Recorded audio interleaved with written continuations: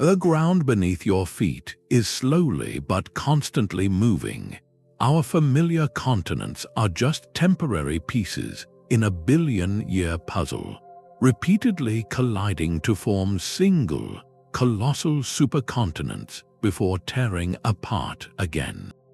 This video will show you how the epic cycle of these geological titans didn't just rearrange the map, it scripted the entire story of life on Earth.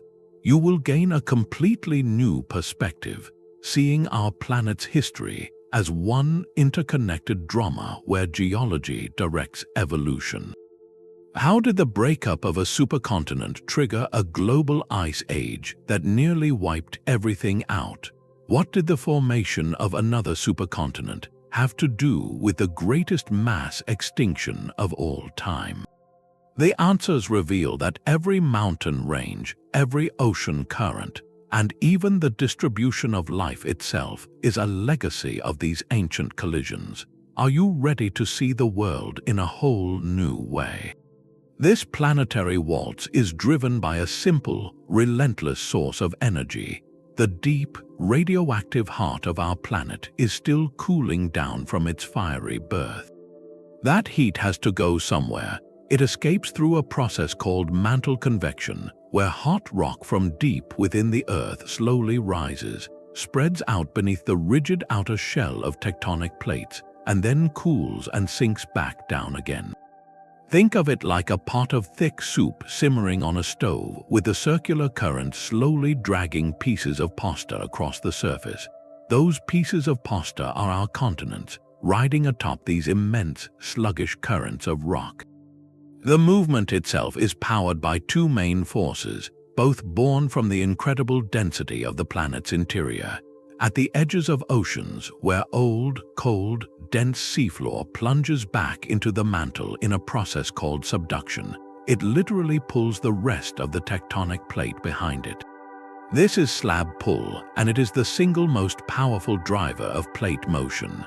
Meanwhile, at the mid-ocean ridges where new seafloor is born from upwelling magma, the hot, elevated crust pushes the plates away from the ridge. This is ridge push. Together, these forces act as a planetary conveyor belt, opening new oceans in some places while closing ancient ones in others. This opening and closing of ocean basins is the fundamental rhythm, known to geologists as the Wilson cycle, named for J. Chuzo Wilson, who first pieced the pattern together. It is not a random, chaotic process. It is a predictable cycle where an ocean is born, widens for hundreds of millions of years, and then begins to shrink until the continents on either side meet in a colossal collision. That collision forges a supercontinent, but the Earth's internal heat engine never stops. Eventually, the accumulated heat trapped beneath the massive supercontinent creates instability, causing it to rupture and break apart, starting the cycle all over again. We are not witnessing a one-time event in Earth's history, but merely the latest scene in a play that has been running for billions of years. The formation of each supercontinent was not an accident, but an inevitable chapter written by the planet's own thermal evolution. And with the stage now set, we can turn our attention to the first titan whose story we can truly read in the rocks. The story of supercontinents begins not with a single, world-spanning landmass, but with whispers. Before the epic collisions, the young Earth's crust was a scattered puzzle of smaller, incredibly resilient fragments. The first of these whispers is a ghost named Vaalbara. Over 3.6 billion years ago, in an era so distant it defies easy comprehension, geological evidence suggests two pieces of ancient crust, now located in modern South Africa and Western Australia, were once joined. They share identical rock sequences and mineral ages, a fingerprint that persists across an ocean. This makes Vaalbara a candidate for Earth's first true continent, a primordial nucleus emerging from the planet's chaotic early seas. But confirming its existence is a monumental task for geologists, who must act as detectives solving a 4-billion-year-old crime scene where the continents have long since drifted apart. Their most crucial tools are tiny, nearly indestructible crystals called zircons. Found within ancient rocks, these crystals contain trace amounts of uranium, which decays to lead at a known steady rate. By measuring the ratio of these elements, scientists can date the zircon, and by extension, the rock it came from, with incredible precision. This technique, known as uranium lead dating, allows researchers to match the birth certificates of rocks now separated by thousands of miles. Another key piece of evidence comes from paleomagnetism. When certain iron-rich minerals in molten rock cool and solidify, they lock in a record of Earth's magnetic field at that exact moment in time, like a fossilized compass needle. By studying the orientation of this magnetic signature in ancient rocks from different cratons, scientists can determine their latitude relative to the ancient magnetic poles. If two landmasses show the same wandering polar path over hundreds of millions of years, they were almost certainly traveling together, fused into a single continental plate. It is through this meticulous detective work that another ancient continent comes into focus, one with an even more remarkable story. Around 3 billion years ago, a continental fragment known as began to form. What makes astonishing is not just its age but its durability.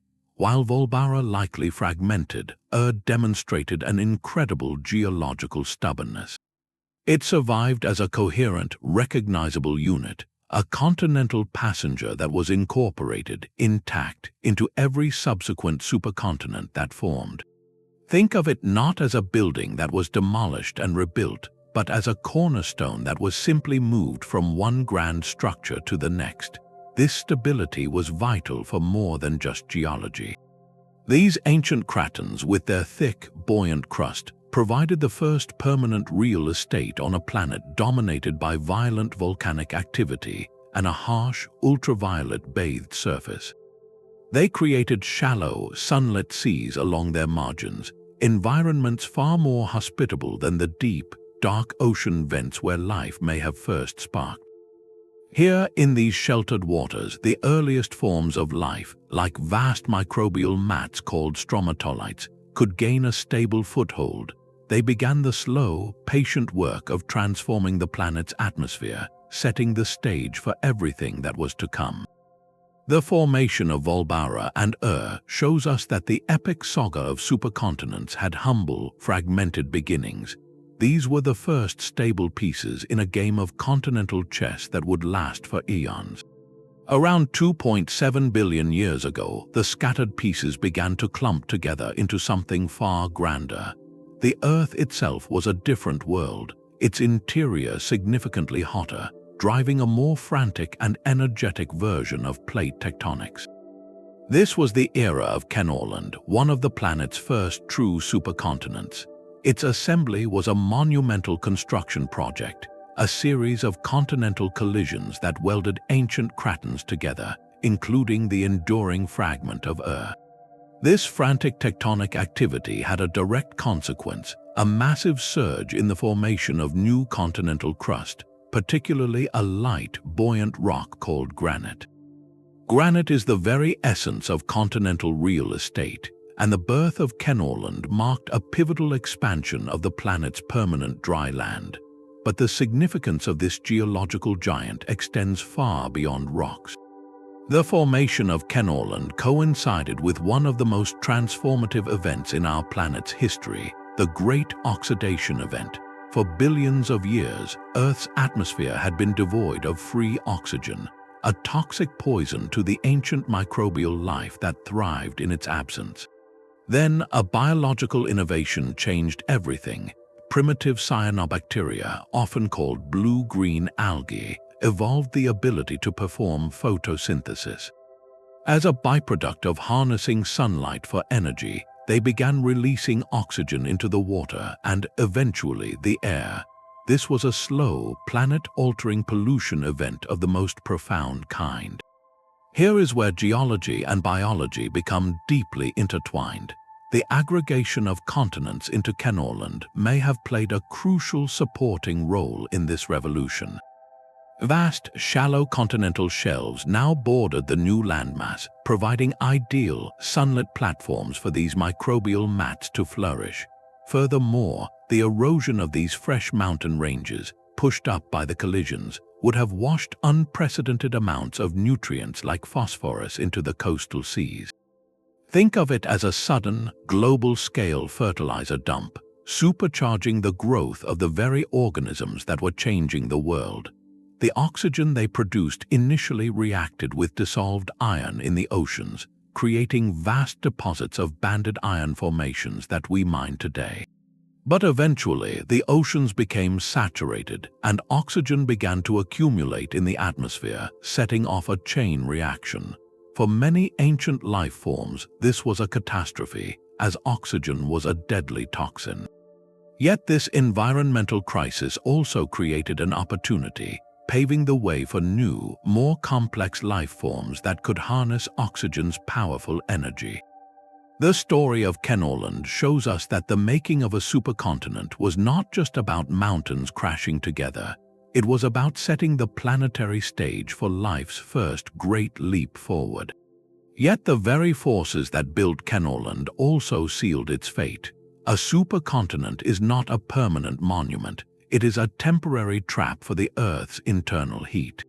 As the colossal landmass sat like a thick, insulating blanket over the mantle, heat built up relentlessly beneath it. This thermal pressure, combined with the relentless pull of subduction zones at its edges, created immense strain. Beginning around 2.4 billion years ago, that strain became too much. Great rifts began to tear across Kenorland, fragmenting the young supercontinent back into scattered pieces. But this breakup was far more than a simple rearrangement of the map.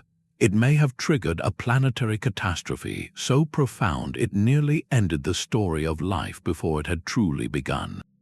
The theory is as elegant as it is chilling. When a supercontinent breaks apart, it dramatically increases the total length of continental coastline.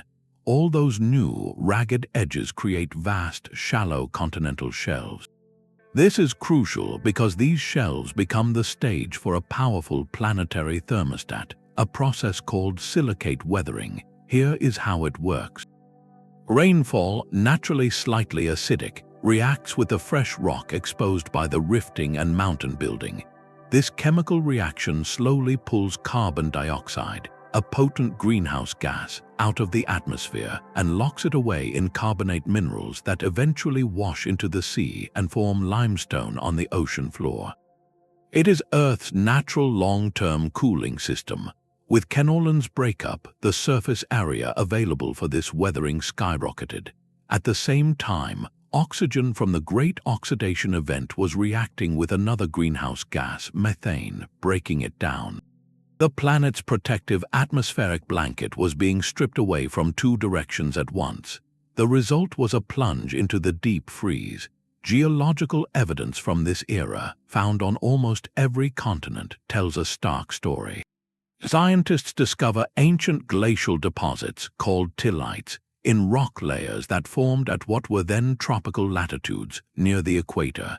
This is the signature of a snowball Earth event, a hypothesis suggesting that ice sheets advanced so far they may have covered the entire planet, from the poles all the way to the equator, turning our world into a glittering white orb in space.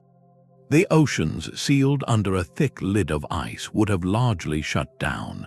For the microbial life that had just begun to flourish, this was an existential crisis of the highest order. Sunlight was blocked, nutrients stopped cycling, habitable refuges shrank to perhaps only hydrothermal vents or areas of thin, slushy ice. This was the ultimate environmental filter. It tested the resilience of every living cell on the planet. Many lineages undoubtedly perished, their stories lost forever. But within that extreme hardship, the crisis may have also forged opportunity. Survival in such a world required new strategies. Some organisms might have developed better ways to survive in cold, dark or low nutrient conditions. The intense evolutionary pressure could have spurred innovations in cellular machinery, perhaps even encouraging simpler cells to merge their resources in symbiotic relationships that would later lead to more complex life. The Snowball Earth event was not an end but a brutal planet-wide bottleneck. It demonstrated with terrifying clarity that the dance of continents was not a background process. It was a primary director of climate, and climate held the power to reshape the destiny of every living thing. The planet eventually thawed, likely thanks to volcanic carbon dioxide building up under the ice until a powerful greenhouse effect rebooted the climate. But when the ice finally receded, the world left behind was forever changed, and the stage was now set for the next, even grander act of continental assembly. After the Great Thaw, the scattered pieces of the world began a slow, deliberate dance toward one another once more. This time, the convergence built something different, not a fleeting union, but a long, enduring titan. By around 1.8 billion years ago, the supercontinent Columbia, also called Nuna, had assembled. Its formation was marked by the birth of mountains on a scale we can barely comprehend today. The collisions were so immense they forged colossal ranges, the ancient equivalents of the Himalayas, whose roots we can still find today. These deeply eroded stumps of rock, now lying flat across parts of North America, Scandinavia, and Siberia, are the silent, weathered tombstones of those once towering peaks. They are the geological signature of Columbia's violent birth. Yet, after that fiery assembly, something remarkable happened. Columbia achieved a profound and unusual stability. It entered a period of geological calm so extended that scientists often refer to the next billion years with a telling nickname, the Boring Billion. This was not a time of dramatic continental collisions or catastrophic breakups. Instead, Columbia sat largely intact, its vast interior becoming a stage for a different kind of drama. With little tectonic activity to push up new highlands, erosion gradually smoothed the landscape. This created an environment of extraordinary consistency.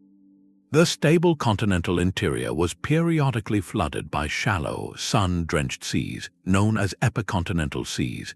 These were not deep, raging oceans, but more like immense, warm lagoons that could spread for thousands of miles inland. Alongside them, vast sedimentary basins formed, slowly filling with layer upon layer of silt and sand, creating a perfect geological record of quiet persistence. From our human perspective, a billion years of stability sounds peaceful, even dull. But for the life struggling to advance in complexity, this environmental steadiness may have been the greatest gift the planet could offer. The constant tectonic chaos of earlier eons was replaced by a reliable, if monotonous, world. The chemical soup of the oceans stabilized. Climates, while not uniform, were not subject to the violent swings triggered by supercontinent formation or breakup. In these quiet, shallow seas, the pioneers of a new kind of life had the time and space to experiment. These were the eukaryotes, cells with a nucleus and specialized internal structures, the fundamental architectural leap from simple bacteria to every plant, animal, and fungus that would ever exist. The evolution of such complexity was not a sudden invention, but a painstaking process of trial and error, of failed experiments and hard-won successes. The Boring Billion provided the stable laboratory. Without the constant threat of global glaciation or radical chemical change, these early complex cells could refine their machinery. They could explore symbiotic relationships like the one that gave rise to mitochondria, the powerhouses of the cell. They could slowly diversify, not in a frantic rush for survival, but through gradual, persistent innovation. Columbia's legacy, therefore, is one of profound patience. Its long, quiet reign demonstrates that sometimes the most revolutionary advancements do not come from cataclysm, but from consistency. It offered the world a much-needed period of recuperation and refinement, a billion-year deep breath during which life assembled the essential toolkit for everything that was to come. But planetary stability, as we have seen, is always a temporary state. The heat beneath the great continental blanket was building once again, and the forces that had been held in check were preparing for their next spectacular release. The billion-year stillness could not last forever. Beneath the vast, stable plains of Columbia, the Earth's restless heat continued its slow accumulation, a pressure cooker building toward a final, explosive release. Beginning around 1.4 billion years ago, that pressure found its outlet. Immense cracks began to propagate across the supercontinent, a network of continental-scale faults that would slowly, irrevocably, tear the ancient landmass into new pieces. This was not a sudden, violent shattering, but a protracted geological divorce, a process of rifting that would unfold over hundreds of millions of years. As the continental crust stretched and thinned, the land sank and seawater rushed in to fill the gaps. This was the birth of new ocean basins, vast expanses of brand new seafloor spreading from young, volcanic mid-ocean ridges. The edges of the newly separated continents, now no longer active collision zones, became what geologists call passive margins. Picture the eastern coast of the modern United States, a gentle slope from the shoreline down into the deep Atlantic. These passive margins are geologically quiet but biologically bustling. They are created not by the crunch of continents but by their quiet parting. This fragmentation was accompanied by spectacular geological fireworks. As the continent stretched, the Earth's mantle sometimes responded with more than just a gentle upwelling. Enormous blobs of superheated rock, known as mantle plumes, would surge upward from the deep mantle, punching through the thinning crust. When one of these plumes reached the surface, it could flood an area the size of a modern continent with millions of cubic miles of lava in a relatively short span of time. These events are recorded in the rocks as large igneous provinces. The volcanic activity from these plumes and the rifting process itself would have pumped enormous volumes of gases, including carbon dioxide, into the atmosphere. After the long climatic stability of the boring billion, this likely triggered a significant planetary warming event, shifting ocean currents and altering the chemistry of the seas. The world was being remade not by ice this time but by fire, and in this remade world life found new opportunities. The single, monolithic coastline of Columbia was now fractured into a dozen different shorelines, each with its own unique conditions. Some faced young, stormy new oceans. Others looked out over older, calmer seas. This created a dramatic increase in habitat diversity along the continental shelves. Where there was once one vast, uniform, shallow sea, there were now many distinct marine provinces, each with slightly different temperatures, salinities, and nutrient flows. For the eukaryotic life that had been slowly evolving during the quiet eon, this environmental reshuffling was a catalyst. Genetic isolation is a powerful engine for evolution. When populations of organisms are separated by newly formed seaways or different environmental conditions, they begin to adapt to their specific local challenges. Over generations, these adaptations accumulate, leading to the emergence of new, distinct species. The breakup of Columbia essentially provided a series of isolated evolutionary laboratories across the globe. In some of these sheltered, nutrient-rich coastal niches protected from the full turbulence of the open ocean, eukaryotic cells could experiment with greater size, more complex internal structures, and novel ways of living. They were no longer just surviving in a stable world, they were beginning to actively diversify within a changing one. This period of fragmentation and environmental change during the mid-Proterozoic era did not produce animals or plants as we know them, but it likely provided the crucial ecological stage on which the next act of life's complexity could be rehearsed.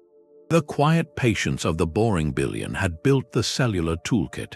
Now, the dynamic breakup of its continental stage began to offer the varied workshops where that toolkit could be used in startling new ways. The pieces of the world were adrift again, and on their scattered shores, the slow, patient work of building a more complex biosphere was quietly accelerating. The scattered continents began their slow march toward a new union, drawn together by the relentless pull of subduction zones. Between 1.3 and 0.9 billion years ago, they coalesced into the supercontinent Rodinia. This was not merely another landmass, it was a geological behemoth that gathered nearly all of Earth's continental crust into a single, tightly packed body. Unlike the sprawling shapes of later supercontinents, Rodinia is often reconstructed as a compact, almost clumped together mass positioned squarely across the planet's tropical latitudes. To understand its shape, scientists act as master puzzle solvers, connecting fragments based on clues locked in stone. One of the most famous proposed connections is the sweat hypothesis, suggesting that the southwestern United States was once sutured to East Antarctica. The evidence lies in matching rock types, identical fossil records of ancient microbes, and the telltale magnetic signatures that show these lands shared the same journey. Similar geological ties link pieces of Australia to western North America and parts of China to northern Canada. Each of these connections represents a suture zone, a scar in the Earth's crust marking where two continents collided and were permanently welded together. And those collisions were monumental. The force of Rodinia's assembly created a mountain-building event of almost unimaginable scale, known as the Grenville orogeny. This was not a single range, but a globe-girdling belt of peaks that formed along the colliding margins of the supercontinent. Today, the deeply eroded roots of these mountains form a spine of ancient rock that can be traced from eastern Canada down through the eastern United States, and then across the Atlantic to appear again in Scandinavia, and even in parts of Australia and Antarctica. These rocks, now quiet and rounded by eons of erosion, are the silent testament to the titanic forces that forged Rodinia. The formation of this compact, tropical supercontinent created a world with a geography unlike any seen before or since. With most of the land clustered near the equator and a single, vast global ocean, which scientists call Morovia, surrounding it, the planet's climate systems were set on a completely new course. Ocean currents, which distribute heat and nutrients around the globe, would have been radically simplified, circling the lone landmass in a more uniform pattern.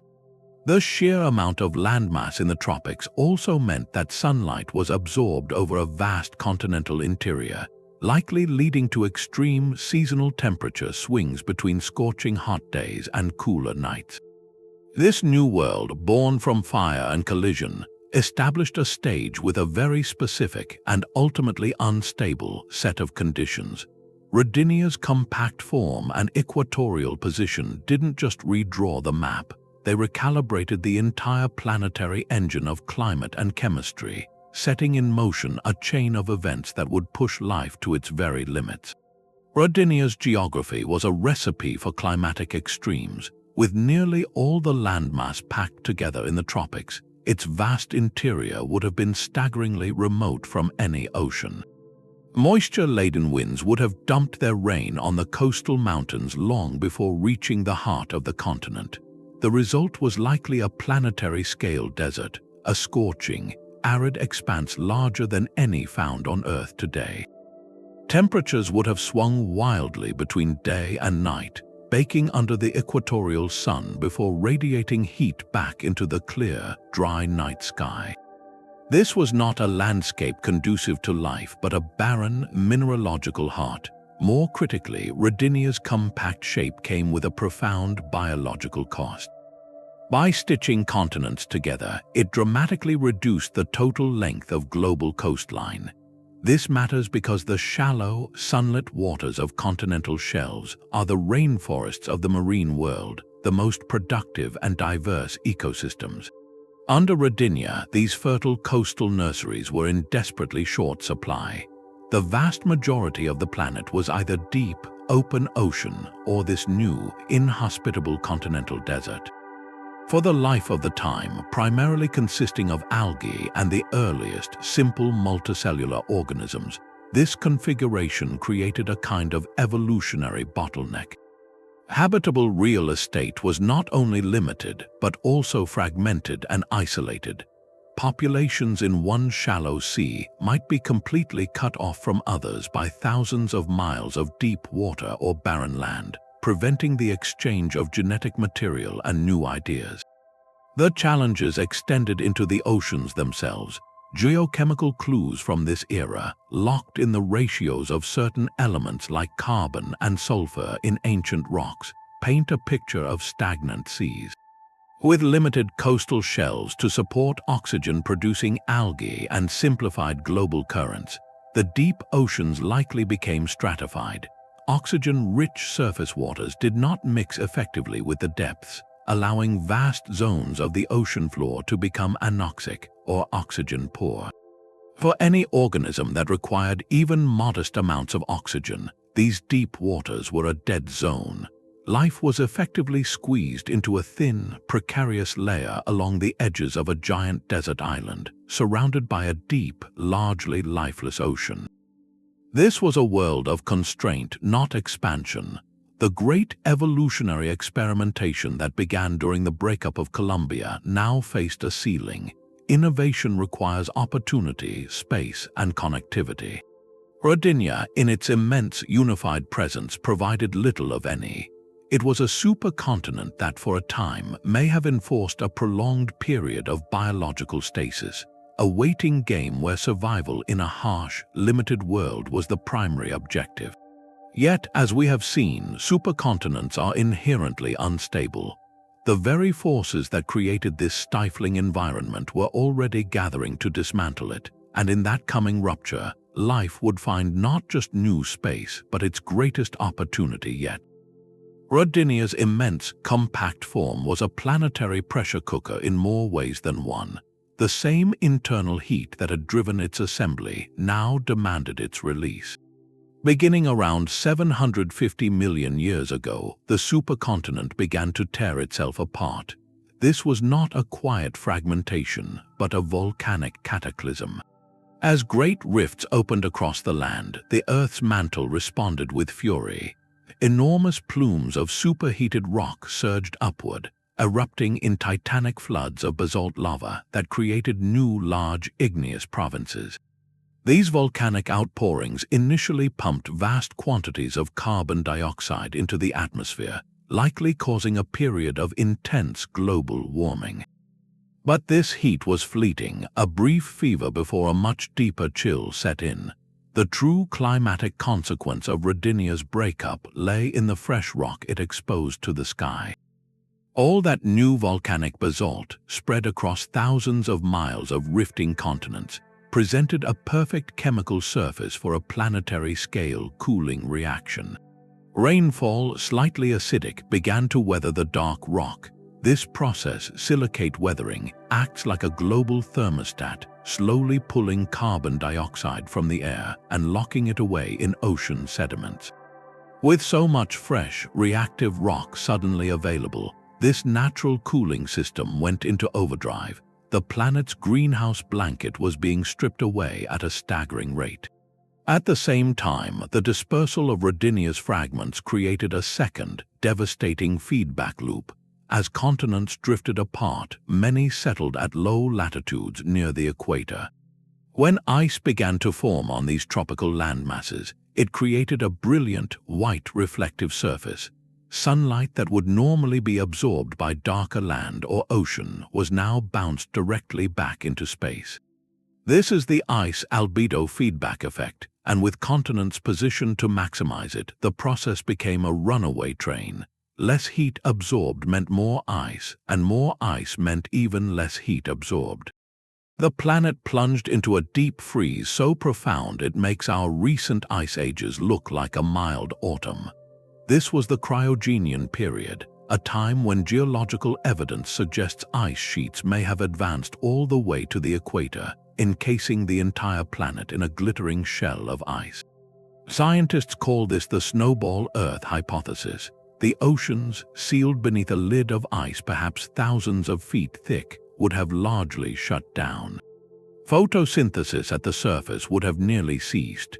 For the simple algal and early multicellular life clinging to existence, this was an existential crisis of the highest order.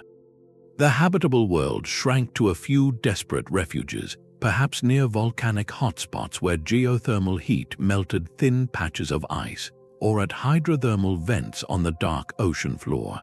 This global icehouse presented life with the ultimate test of endurance, a pressure cooker that lasted for millions of years.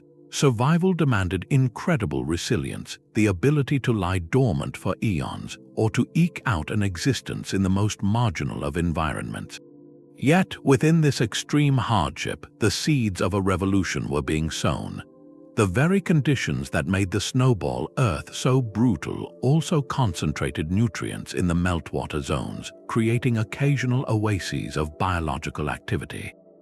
The intense evolutionary pressure to simply survive may have forced cells to cooperate in new ways, to share resources, or to become more efficient.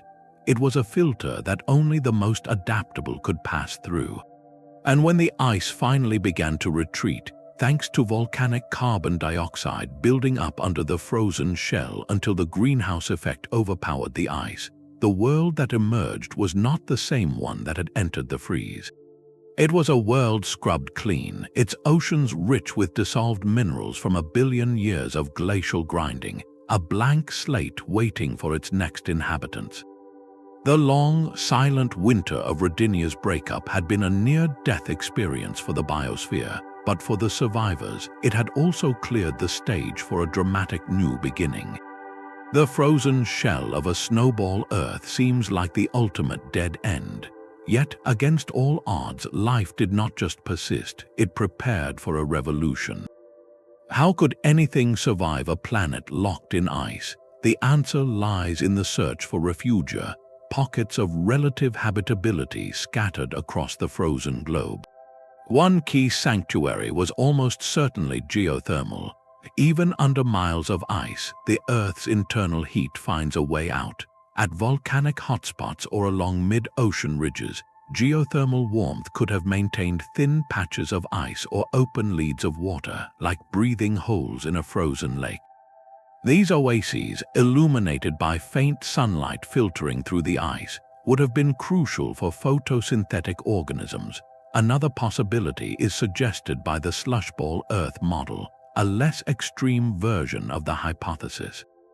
In this scenario, the equatorial belt may have never fully frozen over, instead becoming a region of thin ice, slush, and open water. This dynamic, low-latitude zone could have supported a tenuous but continuous microbial world.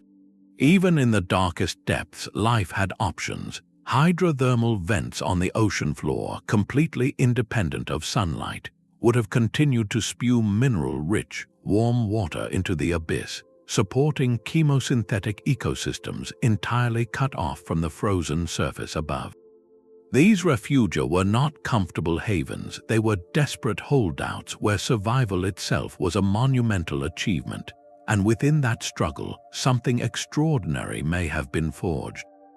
Evolutionary biologists now see these glacial events as a potential crucible for animal life. The extreme, fluctuating conditions of a slushy refugium or the intense pressure of a bottleneck population could have acted as a powerful selective force. In such an unstable world, simple, single-celled existence had clear limits. There is a powerful advantage to cooperation. Cells that stuck together, that specialized their functions, could have been more efficient at harvesting scarce nutrients or resisting environmental shocks. The relentless stress of the global icehouse may have favored the very experiments in multicellularity, body symmetry, and simple tissues that define the animal kingdom. It was not a gentle nudge toward complexity, but a brutal shove. Then the ice finally broke. The volcanic carbon dioxide that had built up under the planetary lid for millions of years finally triggered a runaway greenhouse effect. The thaw was likely geologically rapid, a great unleashing of pent-up heat and meltwater. As the glaciers retreated, they performed a final, world-altering service. They had ground entire mountain ranges into powder over eons. Now that glacial flour, rich in phosphorus, iron, and other vital nutrients, was washed into the oceans in a colossal, global-scale fertilizer event. The sterile, ice-covered seas suddenly became a supercharged soup of life-sustaining elements. For the resilient survivors of the long winter, this was the moment everything changed. The constraints were lifted, the banquet was served, and the stage was set for life to not just recover, but to explode into a dazzling array of forms it had never dared attempt before. The Great Thaw unleashed a world transformed. As the ice sheets retreated, they left behind oceans supercharged with nutrients and continents scrubbed clean, their coastlines now flooded by shallow, warm seas. This new world, beginning around 635 million years ago, marks the start of the Ediacaran period, a geological chapter named for the hills in South Australia where its strange secrets were first unearthed. Geologically, the fragments of Rodinia were drifting into a new, though fleeting, arrangement. For a brief window, perhaps only 50 million years, many of the continents clustered together in a loose configuration geologists call Pangaea, often described as a short-lived supercontinent. It was a transitional world, no longer the compact monolith of Rodinia, but not yet the familiar shapes we know today. This in-between geography created a perfect storm of opportunity along its sprawling, fragmented coastlines. Vast sun-drenched continental shelves, newly flooded by post-glacial sea level rise, stretched for thousands of miles. These were calm, shallow underwater plains of soft sediment and microbial mats, a blank canvas awaiting its first artists. And onto this canvas stepped life's first great experiment in complexity, the mysterious beings we call the Ediacaran biota. For the first time in Earth's history, the fossil record shows us something astonishing, not just microscopic cells or vague impressions, but clear, large, complex bodies. These were not animals as we recognize them, at least not entirely. They were bizarre and beautiful forms that seemed to defy all modern classification. Some, like Dickinsonia, resembled a giant, ribbed oval the size of a dinner plate, with a quilted body that showed a strange, symmetrical construction. Others, like Spragina, looked almost like a primitive segmented worm, while Charnia stood anchored to the seafloor with a frond-like structure, waving in the gentle currents like a feather or a leaf. Their body plans are utterly alien. They had no obvious heads, mouths, guts, or limbs. Many scientists believe they likely absorbed nutrients directly from the seawater or from the microbial mats they rested upon. They were passive inhabitants of a quiet world, but their mere existence was a monumental breakthrough. They proved that multicellular life could achieve significant size and intricate form. What finally allowed life to make this leap? The answer lies in the changing chemistry of the post-snowball oceans. All those glaciers grinding across the continents did more than just supply nutrients. They also accelerated the weathering of rock on an unprecedented scale. This weathering pumped essential minerals like phosphorus into the seas, which in turn fueled massive blooms of photosynthetic algae. These microscopic organisms began producing oxygen at rates the planet had never sustained before. Rising oxygen levels in the atmosphere and oceans provided a crucial key. Oxygen is a powerful source of energy for cellular metabolism. Think of it as a biological budget increase. Simple, small cells have modest energy needs, but to build and maintain a large, complex body with many cells requires a far greater energy budget. The rising oxygen levels of the Ediacaran seas may have finally provided the financial backing, so to speak, for life's first major corporate mergers, allowing cells to specialize, cooperate, and grow into entirely new forms. The stage was no longer one of mere survival, but of possibility. In the calm, fertile shallows of a world still reassembling itself, life was conducting its first, silent symphony of macroscopic form, a strange and wonderful prelude to the explosive revolution waiting just offstage. The quiet, quilted world of the Ediacaran seas was about to be shattered by a biological Big Bang. Around 541 million years ago, the geological calendar flips to the Cambrian period, and the fossil record erupts with a riot of innovation so sudden and profound it is known simply as the Cambrian Explosion. For the first time, life was not just experimenting with form, it was inventing the very blueprints for almost every major animal group we recognize today. Arthropods with jointed legs and hard shells scuttled across the seafloor.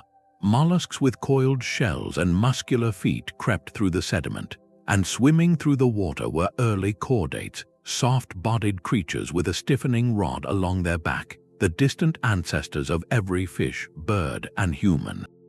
This was not a slow, gradual diversification. It was an evolutionary frenzy, and its fuel was the fragmented, dynamic geography of a planet still recovering from the breakup of Rodinia. The continents were now widely dispersed, creating a world not of one supercontinent, but of many isolated landmasses surrounded by vast, shallow continental shelves.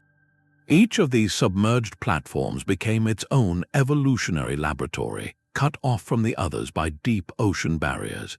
In one isolated sea, a lineage might stumble upon the advantages of a hard, protective shell. In another, the innovation might be a pair of grasping appendages or a more efficient way to filter food from the water. With populations genetically isolated, these experiments did not get diluted or outcompeted by a global norm. They could flourish and specialize in their own unique direction, leading to a spectacular proliferation of body plans, or what biologists call phyla. This geographical fragmentation did more than just isolate life. It supercharged the entire marine ecosystem. All those new, ragged coastlines meant more rivers draining off the land, carrying unprecedented loads of eroded minerals and nutrients into the coastal seas. This was like pouring fertilizer into a garden on a planetary scale. The nutrient surge fueled massive blooms of photosynthetic plankton, which formed the base of a brand new kind of food web, one with multiple layers. For the first time, there was enough consistent energy flowing through the ecosystem to support not just grazers and filter feeders, but dedicated predators. And with predators came the most powerful engine for innovation yet, an arms race. The sudden appearance of creatures with sharp, grasping claws and complex eyes in the fossil record tells us the game had changed forever. If you were a soft-bodied animal, survival now meant evolving defenses, hard shells, spines, or the ability to burrow rapidly into the sediment. In turn, predators evolved stronger limbs, better senses, and more sophisticated strategies to overcome those defenses. This relentless push and pull, preserved in breathtaking detail in fossil sites like the Burgess Shale, drove the rapid refinement of anatomy. Mineralized skeletons of calcium carbonate or phosphate, once rare, became common, fossilizing the drama for us to discover 500 million years later. The Cambrian Explosion was not a random event. It was the direct result of a world perfectly configured for evolutionary experimentation, a planet of scattered islands and fertile shallow seas where life was forced to adapt, innovate, and diversify at a breakneck pace. The quiet, passive era was over. From this point forward, the story of life would be one of dynamic interaction, competition, and breathtaking complexity, all played out on a stage that was, once again, beginning to stir toward a new and terrifying unity. The explosion of life in the oceans was mirrored by a slow, grinding collision of continents in the south. While trilobites scuttled and strange, early fish darted through the Cambrian seas, the planet's landmasses were embarking on a new, monumental project, the assembly of the great southern supercontinent Gondwana. This was not a single, cataclysmic event, but a prolonged series of continental mergers that unfolded over hundreds of millions of years. One of the earliest and most significant of these collisions occurred when a smaller continent, known as Baltica, crunched into the eastern edge of the growing landmass. The force of this impact was so immense it threw up a chain of mountains that would have rivaled the modern Himalayas, a range whose deeply eroded roots we now call the Caledonian Mountains, stretching from Scandinavia through Scotland and into eastern North America. Later, another massive collision, this time with a continent called Laurentia, which forms the ancient core of modern North America, created the original Appalachian Mountains. These were not the gentle, forested hills we see today, but a soaring, jagged spine of young rock, a permanent scar and a testament to the titanic forces forging Gondwana. As more and more continental fragments, including what would become South America, Africa, India, Australia, and Antarctica, welded themselves to this growing core, a profound geographical shift took hold. For the first time in Earth's long history, a massive amount of continental crust became concentrated over the South Pole. This polar positioning had a direct and powerful effect on the global climate. With a large, high-albedo landmass sitting at the pole, ice could accumulate and persist. This geological reality is considered a key driver of the late Ordovician glaciation, a significant, though not planet-wide, ice age that occurred around 450 million years ago. The formation of ice sheets on the polar continent altered ocean currents and sea levels, creating another pulse of environmental change that life in the seas had to navigate. Yet, within this growing supercontinent lay an even greater opportunity, one that would forever alter the trajectory of life on Earth. Gondwana's assembly created something entirely new, vast, stable continental interiors far from the crashing waves and mountain-building chaos of the coast. These were low-lying, flat plains, subjected to predictable seasons and drained by great river systems. This geological stability was the missing ingredient. The relentless wet-dry cycles along riverbanks and lake margins, the consistent substrate, and the absence of constant tectonic upheaval provided the first reliable real estate for pioneers. The initial colonists were not animals but plants. Beginning in the Silurian period, simple, leafless, vascular plants like Cooksonia began to inch their way out of the water's edge.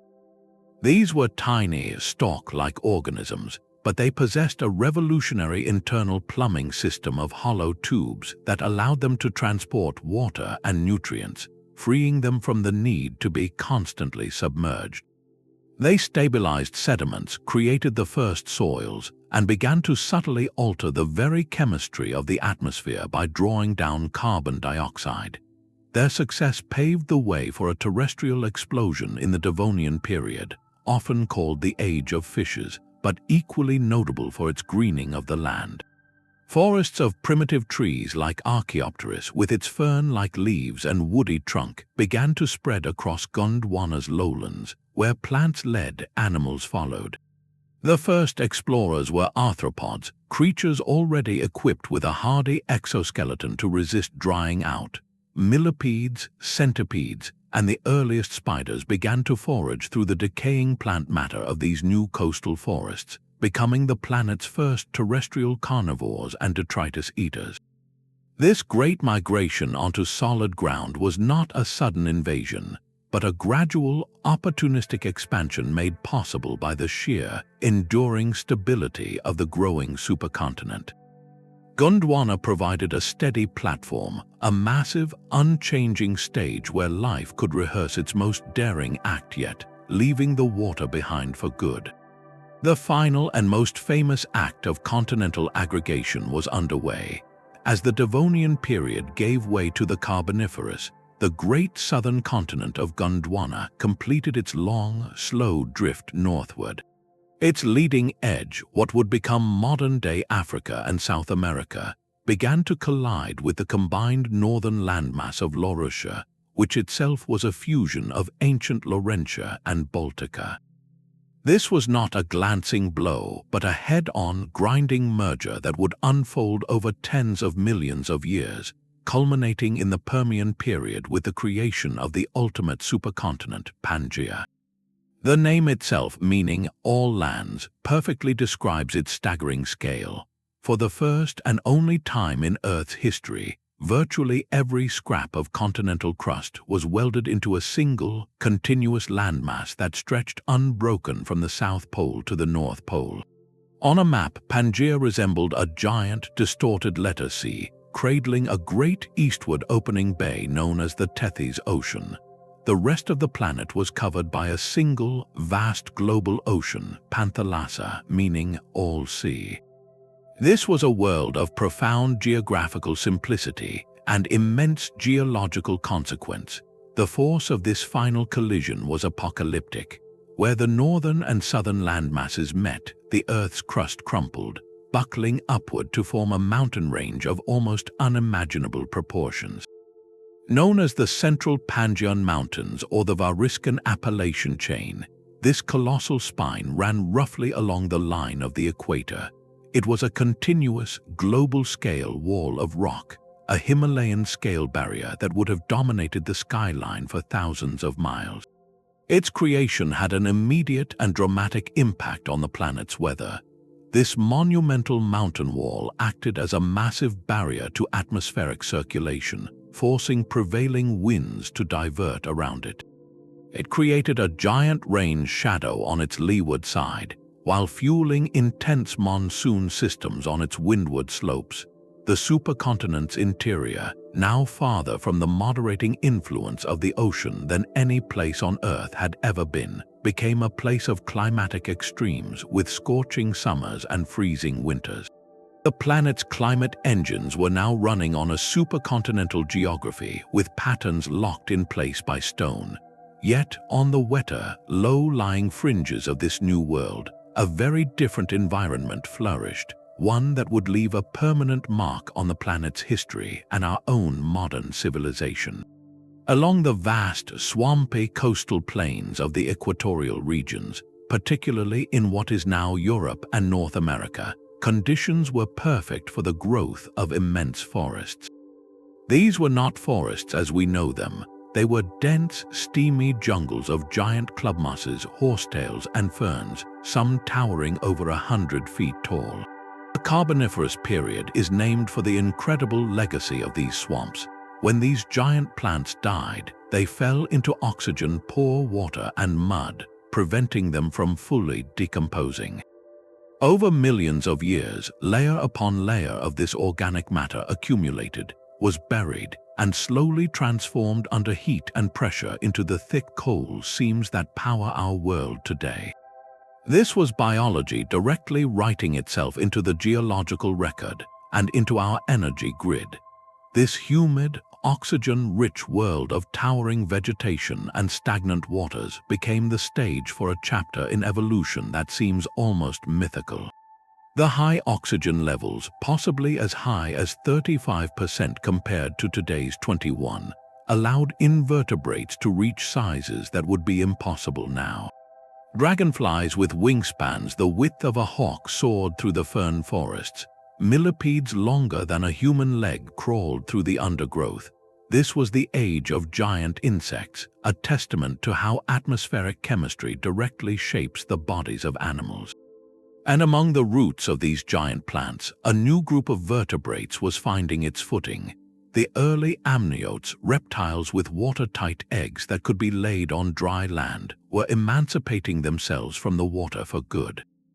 They diversified in the shadow of the coal forests, some evolving into sleek predators, others into burrowing herbivores, laying the evolutionary groundwork for the dinosaurs and eventually the mammals that would follow. For nearly 100 million years, Pangaea's singular geography dictated the rules.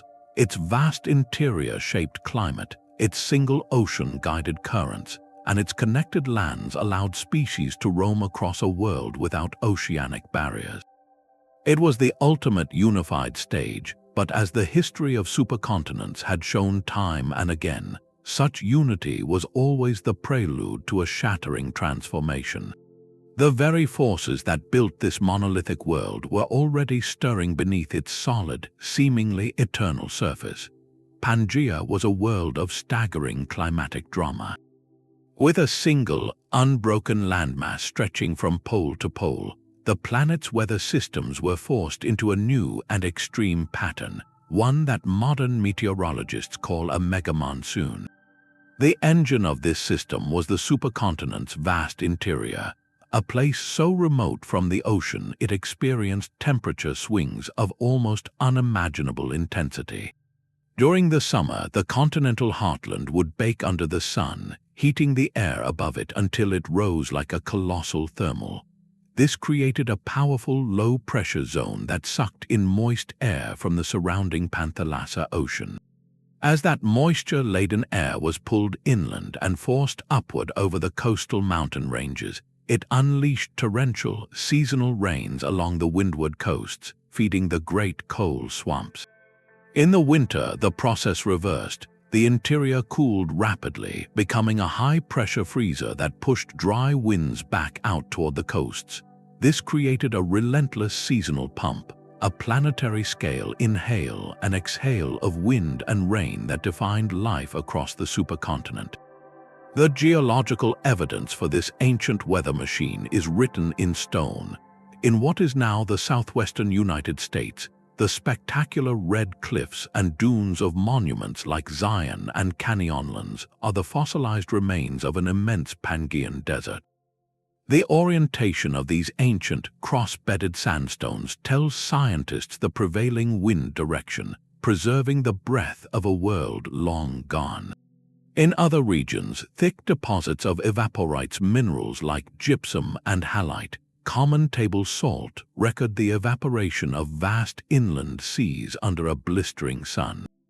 These are the chemical footprints of aridity. Meanwhile, in the wetter belts that received the monsoonal rains, the accumulation of plant matter in oxygen-poor swamps created the coal seams that would one day fuel the Industrial Revolution. Each layer of coal, each crystal of salt, each curve of a petrified dune is a page in Pangaea's climate diary. This environmental patchwork, from dripping coastal jungles to parched continental deserts, created a planet of sharply divided habitats. For the plants and animals of the late Paleozoic, geography was destiny. In the humid equatorial belts, the scale trees and giant ferns thrived, supporting an ecosystem of enormous insects and early, often amphibious, vertebrates. But to venture into the supercontinent's interior was to enter a different world altogether, a sun-scorched landscape of sparse vegetation, shifting dunes, and seasonal waterholes. Here, survival demanded new adaptations. For the pioneering reptiles, this meant further innovations to conquer dryness, tougher, scaly skin to prevent water loss, more efficient kidneys to process scarce fluids, and the continued refinement of the amniotic egg, a portable, self-contained pond that could be laid in the driest of sands.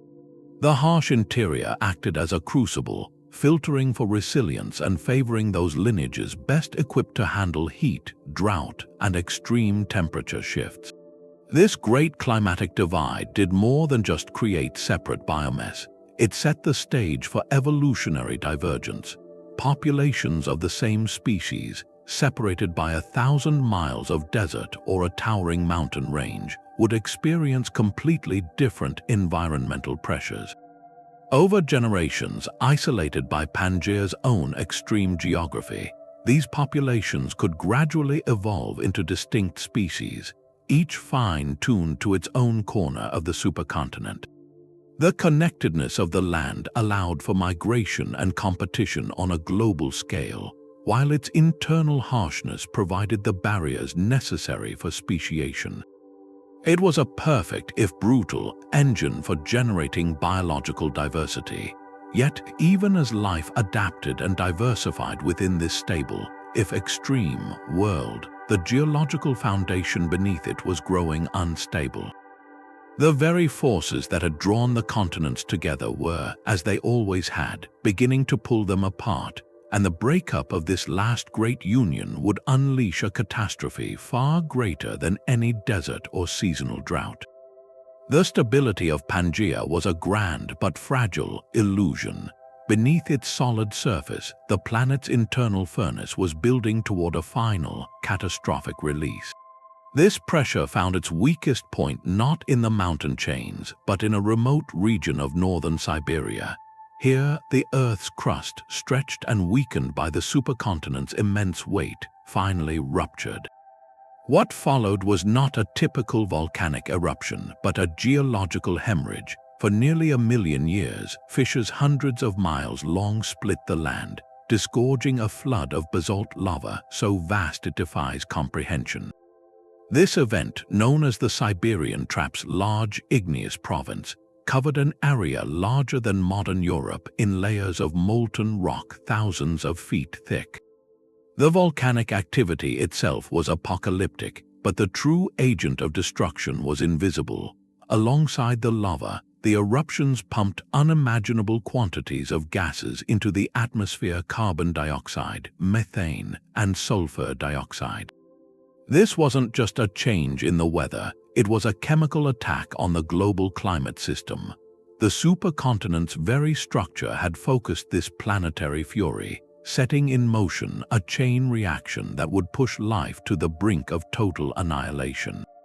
The consequences unfolded like a slow-motion domino effect. First came intense global warming, as the thick blanket of greenhouse gases trapped the sun's heat. On land, the already harsh interior of Pangaea became a furnace, baking the ecosystems that had adapted to its seasonal extremes. The warming had an even more devastating impact on the oceans. As seawater temperatures rose, its ability to hold dissolved oxygen plummeted.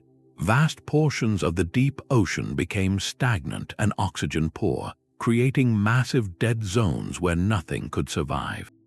To make matters worse, the enormous influx of carbon dioxide began to chemically react with the seawater itself, increasing its acidity. For marine life, this was a dual catastrophe. Creatures with calcium carbonate shells or skeletons, like corals, clams, and many planktonic organisms, found their protective homes literally dissolving in the corrosive water. The foundation of the entire marine food web began to crumble. Pangaea's geography amplified every one of these disasters. By aggregating most of the world's continents into one landmass, it had already drastically reduced the total area of shallow, sunlit continental shelves, the most productive and diverse marine habitats on the planet. Life in the seas was already concentrated into smaller, more vulnerable pockets. When the oceans grew hot, acidic, and suffocating, there were simply fewer refuges to retreat to. The connectedness of the land, which had once allowed species to roam freely, now became a trap. On the supercontinent's vast interior, the intensified aridity and heat waves left terrestrial plants and animals with nowhere to go as their local environments became uninhabitable. The very adaptations that had allowed them to thrive in Pangaea's unique climate, like tolerance for seasonal drought, were now useless against a sudden, permanent shift toward extreme conditions. The result was the most severe crisis in the history of life on Earth, the Permian-Triassic extinction, often called the Great Dying. It was not a single event but a cascading collapse. Marine ecosystems were the first to fail, as the combination of warming, acidification, and oxygen starvation wiped out over 90% of all species in the seas. On land, the collapse followed as food chains unraveled and habitats vanished. The lush coal swamp forests of the equatorial regions withered and disappeared. The strange, magnificent creatures of the Permian period, from sail-backed reptiles to towering ancient relatives of mammals, vanished almost entirely. The fossil record from this time shows a stark boundary, a line in the stone below which life is diverse and abundant, and above which it is eerily quiet for millions of years.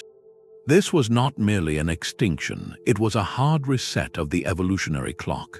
The world that emerged from the smoke and chaos was empty, quiet, and profoundly alien.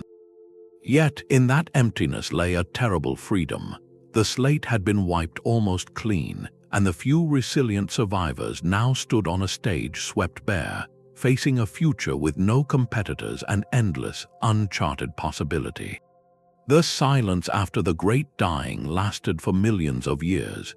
In the Triassic period, the scorched and empty landscapes of Pangaea began, very slowly, to stir with life once more. The survivors of the extinction were a hardy, generalist bunch, and on a supercontinent with no oceanic barriers, they had the entire world to themselves.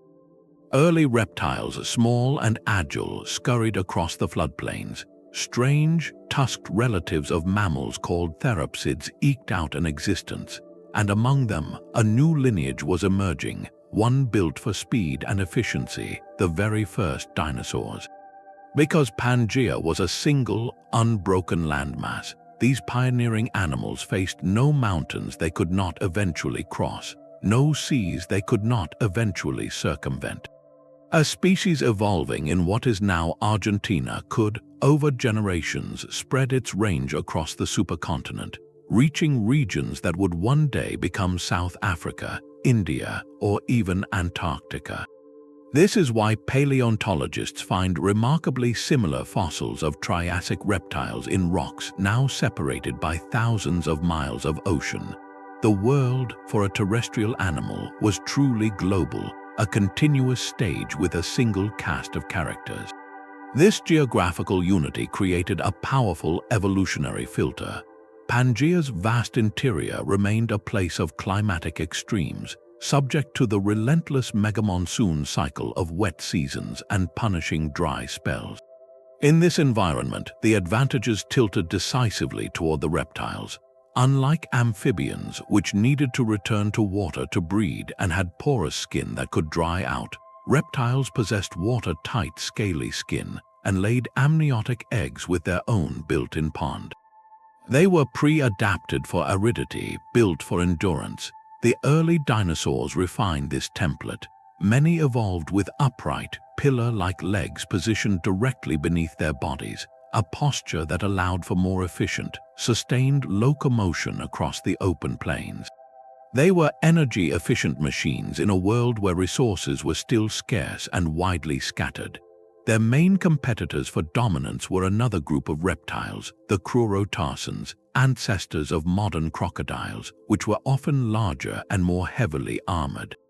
For tens of millions of years, this rivalry played out across the supercontinent's river valleys and deserts. Then, the ground itself began to change. In the late Triassic, the first deep cracks appeared in Pangaea's seemingly eternal frame. The same volcanic forces that had triggered the Great Dying stirred again, though less catastrophically, as the supercontinent's crust began to stretch and thin. This rifting created a new landscape of fault-block mountains and sinking basins, which quickly filled with rivers and lakes. These new habitats, lush, isolated valleys nestled between rising highlands, provided fresh opportunities. In these fragmented environments, isolated from the wider supercontinent by newly formed topography, populations could diverge. The dinosaurs, already versatile, began to experiment with new forms and sizes. Some grew larger, others specialized in different diets. The stage was being subtly divided into new arenas, and in one of these arenas, a pivotal event occurred. Another series of massive volcanic eruptions linked to the rifting caused a relatively minor extinction pulse. It was not another Great Dying, but it was enough to shift the balance. The Crurotarsan competitors were hit hard, while the more adaptable dinosaurs weathered the change. Emerging from this transition, the dinosaurs found their competitors diminished and a world still wonderfully connected. They radiated across Pangaea with breathtaking speed, filling every terrestrial niche from giant, long-necked sauropods to small, fleet-footed predators. Their reign was in many ways a gift from the supercontinent. The single landmass allowed a winning body plan, once evolved, to spread across the entire planet, creating a global dynasty. For over 130 million years, from the Jurassic through the Cretaceous, dinosaurs would be the undisputed rulers of the Earth, their world connected enough to allow for global dominance, yet slowly, imperceptibly, beginning to break apart beneath their feet. The solid ground of the Dinosaurian Empire held a hidden fault line. For over 100 million years, the supercontinent Pangaea had provided a unified stage, but the relentless heat and motion of the Earth's mantle would not allow such a monument to stand. Beginning in the Jurassic period, around 200 million years ago, a profound weakness developed in the crust, a great crack that began to unzip the world. The first and most decisive rift tore through the heart of the supercontinent, separating what would become North America from the combined mass of Africa and South America. This was the birth pang of the Atlantic Ocean, though in its earliest stages it was little more than a long, narrow seaway, a saline gash in a world of red sandstone and conifer forests. This continental divorce was anything but peaceful. As the land stretched and thinned, the Earth's mantle responded with a volcanic fury, almost on par with the Siberian traps that had triggered the Great Dying. Across the newly forming rift zone, and in a broad belt from present-day Brazil to the Carolinas and across to West Africa, fissures opened and flooded the landscape with basalt lava. This event is known to geologists as the Central Atlantic Magmatic Province, or CAMP. Its eruptions were colossal, releasing vast quantities of carbon dioxide and other gases into the atmosphere. The resulting climatic disruption is considered a leading culprit behind the end Triassic extinction, a significant, though less severe, pulse of loss that occurred just as the dinosaurs were beginning their ascent.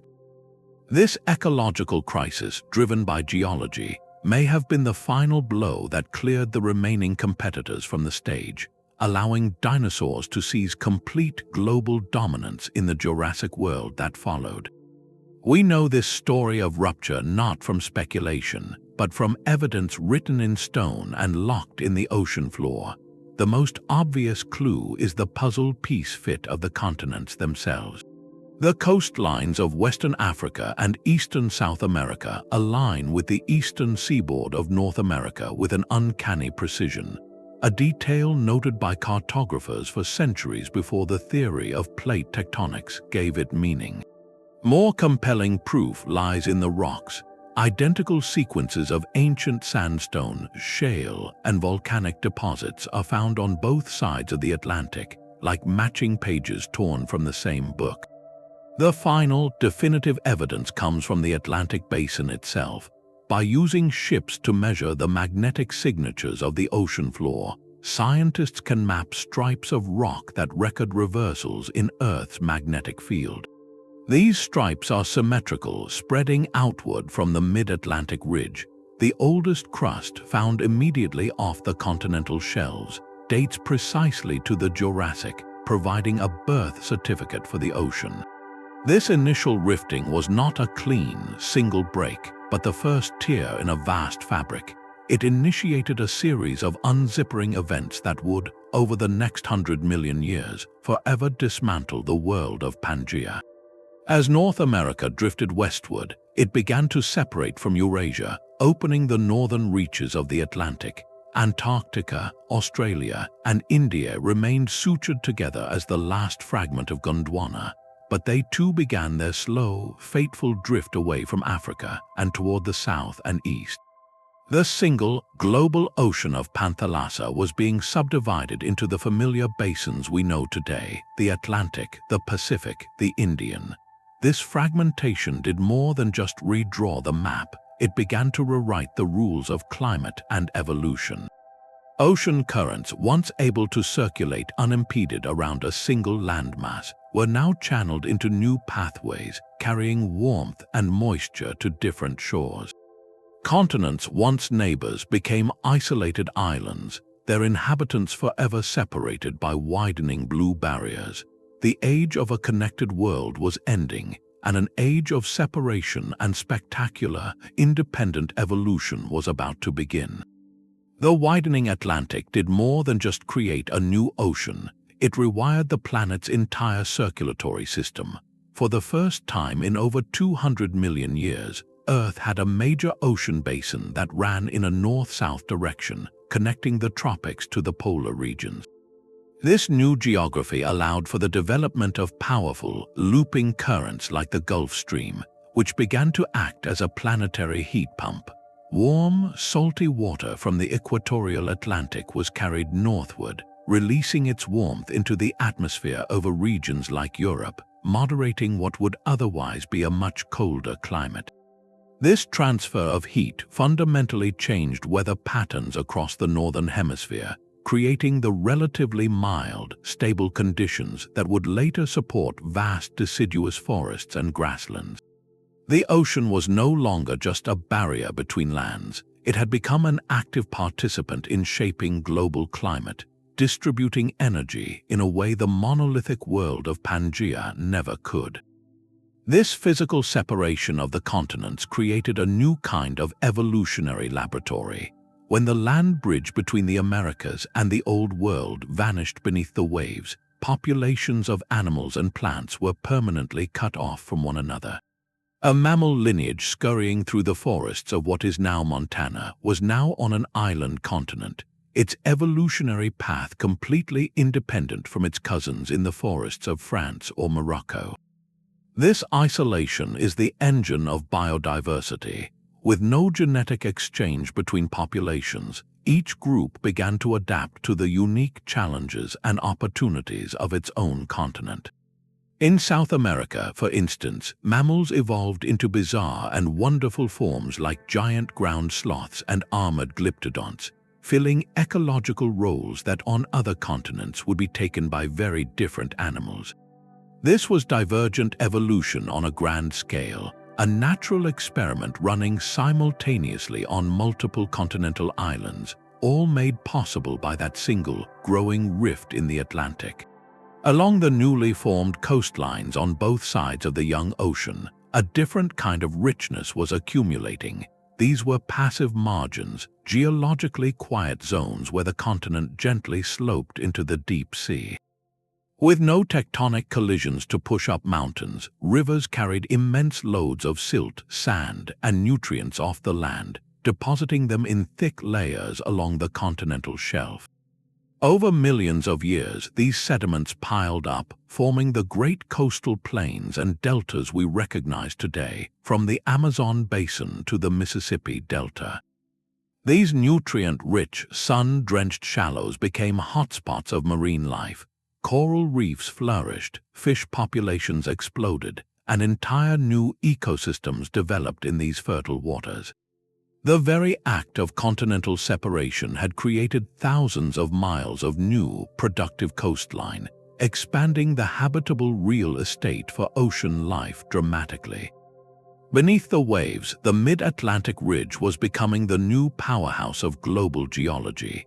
As magma welled up continuously along this underwater mountain chain, creating new oceanic crust, it pushed the tectonic plates of the Americas and Eurasia, Africa farther apart. This relentless spreading did not happen in isolation. It exerted force on every other plate on the planet. The westward motion of the Americas, driven by the Atlantic's growth, began to compress the Pacific plate, intensifying subduction and volcanic activity along the infamous Ring of Fire. It was a global chain reaction, a demonstration that the movement of one plate inevitably reshapes the destiny of others. The Earth's tectonic engine was transitioning from a mode dominated by continental collision to one defined by oceanic spreading, a shift that continues to shape our world's earthquakes and volcanoes today.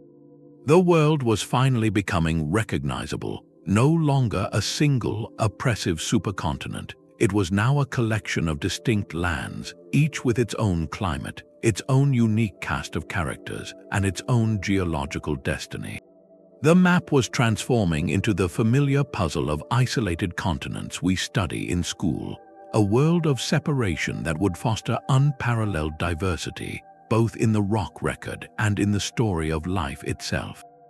This new configuration set the final stage for the most recent chapters of Earth's history, where the forces of isolation and connection would write a dramatic finale for the age of dinosaurs and clear the way for an unlikely group of survivors to inherit the world. The map we see today is not just a snapshot, it is a living testament to 100 million years of separation.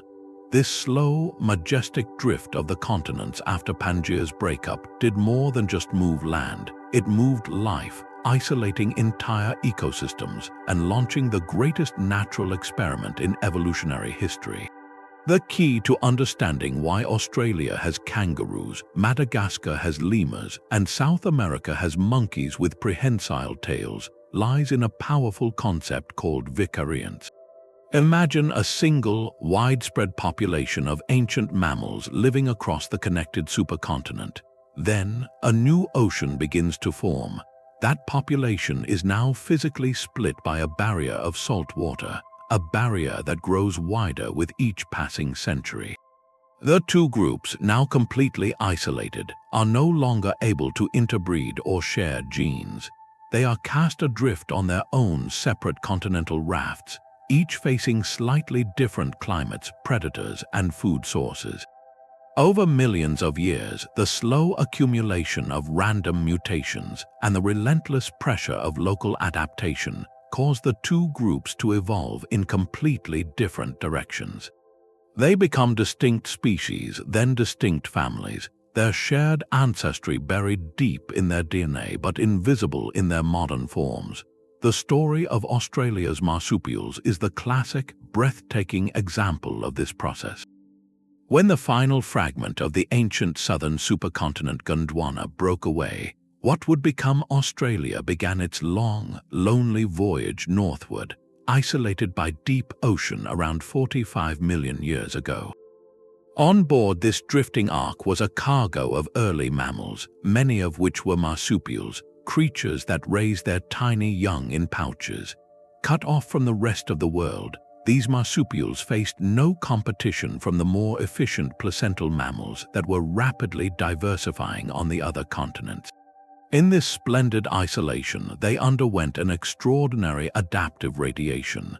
They evolved to fill every conceivable ecological niche. Some took to the trees, becoming koalas and possums. Others grew powerful legs for hopping across the open plains, giving rise to kangaroos and wallabies. Some even became fierce predators, like the recently lost Tasmanian tiger. Australia became a parallel evolutionary universe, a world where marsupials, not placentals, became the dominant mammalian blueprint. A similar, equally dramatic story unfolded on the island of Madagascar. This enormous fragment of continental crust rifted away from the combined landmass of Africa and India around 88 million years ago. Its passenger list of plants and animals was a unique sample, a random subset of what existed on the larger continent at that moment. In its profound isolation, this sample blossomed into a world of surreal wonders. The most famous of these evolutionary experiments are the lemurs. Their ancestors were likely small, nocturnal primates that rafted to the island or were stranded there. With no monkeys or apes to compete with, the lemurs diversified into over 100 species, from the tiny, wide-eyed mouse lemur to the spectacularly vocal indri. But the experiment did not stop there. Madagascar's isolation gave rise to a menagerie of oddities found nowhere else, from the cat-like fossa to brilliantly colored chameleons and entire families of spiny, drought-resistant plants. It is a sealed laboratory where evolution has been running its own private tests for nearly 90 million years. Even the history of our own primate order is written in the language of continental drift. In the Eocene epoch, early primates were present across the northern continents. But as the Atlantic widened and the ancient Tethys Sea closed, populations became separated. One lineage, isolated in Africa, eventually gave rise to the ancestors of monkeys, apes, and humans. Another lineage, stranded on the drifting island continent of South America, embarked on its own independent journey. These New World monkeys evolved in complete isolation for tens of millions of years, resulting in families like the capuchins, howlers, and spider monkeys. They developed unique traits such as prehensile tails that function as a fifth limb, an adaptation never seen in their African or Asian cousins. Their story is a powerful reminder that the primate body plan was not a single, linear invention, but a theme upon which continental geography composed two entirely different variations. This grand, planetary-scale separation created the biogeographic realms that define our modern natural world. We have the neotropical realm of South America, with its anteaters and toucans, the Afrotropical realm with its giraffes and gorillas, the distinct Australasian realm ruled by marsupials and flightless birds. Each of these realms is a chapter in the epic of continental drift, a unique outcome of the slow-motion experiment that began when Pangaea fractured. The distribution of life on Earth is not random. It is a historical document, a map of ancient connections and long-vanished bridges written in the genes of every kangaroo, every lemur, and every monkey. Geography did not just provide the stage for evolution, it wrote the script, separating the actors and directing their separate performances, resulting in the breathtaking biodiversity that makes our planet so wondrously varied. While one side of the world was tearing apart, another was crashing together with unimaginable force. The northward journey of the Indian subcontinent is one of the most dramatic voyages in Earth's history. After breaking free from Gondwana, this massive fragment of crust raced across the ancient Tethys Ocean at a speed geologists find astonishing, moving as fast as 15 centimeters per year. Then, roughly 50 million years ago, its voyage ended in the most colossal traffic jam imaginable, as it plowed directly into the underbelly of the Asian continent. This was not a gentle nudge, it was a head-on, grinding collision that continues to this very second, compressing the Earth's crust in a slow-motion wreck that has created the most spectacular topography on the planet. The force of this impact is so immense it did not just push rock upward, it folded it, faulted it, and stacked it. The crust here did not have anywhere to go, so it thickened, doubling in depth to over 70 kilometers in some places. This crustal thickening is the foundation of the Tibetan Plateau, a vast, high-altitude desert often called the roof of the world, and the Himalayan mountain range that guards its southern rim. Everest, K2, and all the other legendary peaks are literally just the highest wrinkles in this crumpled zone, pushed skyward as India continues to drive northward by about 5 centimeters each year, the same rate your fingernails grow. This ongoing orogeny is the most powerful demonstration of plate tectonics in action, a living monument to the forces that first assembled Pangaea, now playing out in its aftermath. But the impact of this collision extends far beyond breathtaking scenery. By thrusting such a massive block of rock nearly 5 miles into the atmosphere, the Himalayas and the Tibetan Plateau fundamentally rewired the planet's climate. They act as a colossal barrier to atmospheric circulation, a brick wall in the sky. During the summer, the plateau heats up rapidly under the intense sun, causing the air above it to rise. This creates a powerful low-pressure system that acts like a giant vacuum, pulling in moist, warm air from the Indian Ocean. As this saturated air is forced upward over the Himalayan wall, it cools and releases its moisture in torrential seasonal rains. This is the engine of the Asian monsoon, a life-giving but sometimes devastating weather system that dictates the rhythms of life for billions of people. The creation of this system did not just change regional weather patterns, it altered global climate history. All that new, freshly exposed rock across the soaring Himalayas presented a vast new surface for chemical weathering.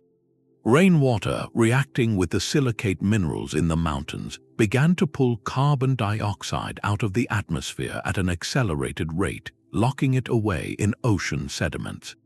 This natural drawdown of a key greenhouse gas is a planetary cooling mechanism. Many climate scientists point to the rise of the Himalayas as a major contributing factor to the long-term global cooling trend that began in the Cenozoic era, a gradual chilling that eventually allowed ice sheets to form on Antarctica and more recently in the Northern Hemisphere, leading to the cycle of glacial and interglacial periods we live in today. The drifting of a single continent set in motion by Pangaea's breakup did not just build mountains, it helped build the modern ice age. The world we inhabit is not just in an ice age, it is perfectly engineered for one. Our current arrangement of continents, the final legacy of Pangaea's breakup, has constructed a planetary refrigerator with the thermostat set to cycle between freeze and thaw. This is no accident of climate, but a direct consequence of geography, a stage set by the slow drift of land over millions of years. The most critical piece of this icy puzzle is Antarctica. Isolated at the South Pole and completely surrounded by the deep, churning waters of the Southern Ocean, it is a continent in a state of profound thermal exile. A powerful current, the Antarctic Circumpolar Current, flows unimpeded around the entire landmass, acting as a relentless moat of cold water. This current effectively blocks warmer ocean currents from the north from ever reaching the Antarctic coast, allowing the continent to remain in a deep, permanent freeze. The ice that accumulates there is not just a seasonal covering, it is a continent-spanning dome of frozen history over a mile thick, a permanent reservoir of cold that stabilizes the entire planet's climate system. But one polar ice sheet is not enough to create a full planetary icehouse. For that, the Earth needed a second refrigerator in the north. The northward drift of continents following Pangaea's breakup placed massive landmasses North America, Greenland, and Eurasia directly over or near the North Pole. Unlike the Arctic Ocean, which is a shallow sea covered by floating ice, these are solid platforms of rock. Ice sheets, to grow to continent-scale thickness, require a stable foundation of land to build upon. The presence of these high-latitude continents provided the necessary real estate. When global temperatures dropped enough, snow could accumulate year after year, compressing into ice that would flow outward under its own weight, carving the landscapes of Canada, Scandinavia, and Siberia that we see today. Yet, the final trigger for the great northern glaciations may have come from an event far from the poles in the tropics. Roughly 3 million years ago, the Isthmus of Panama finally rose from the sea, completing the land bridge between North and South America and permanently closing the Central American Seaway. This seemingly local geological event had global repercussions. It dramatically altered the plumbing of the world's oceans. Before the closure, Atlantic and Pacific waters mixed freely through this equatorial passage. Afterward, the Atlantic was forced to recirculate its warm, salty tropical waters northward along a new and more powerful path.